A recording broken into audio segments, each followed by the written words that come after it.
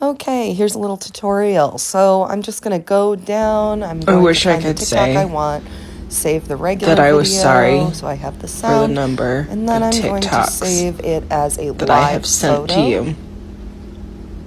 But I'm not. I wish I could. All right, now I'm gonna go to my Photos app. I'm gonna go in, and I am going to save it as a video. Now, I usually delete the live photo just to make sure I don't have any confusion. Now I'm going to open up my video editor. I like InShot for this. I have done it on Splice, but it's been a while. Select both videos. And I like to have the TikTok be the second video, so I just switch them around here because I selected in the wrong order.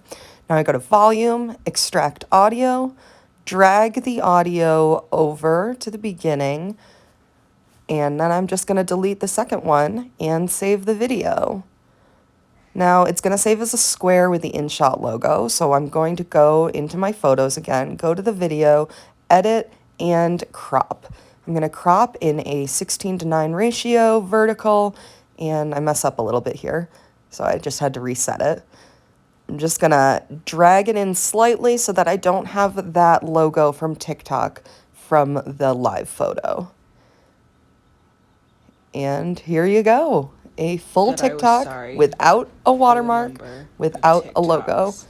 And it works completely, it works really well, and yeah.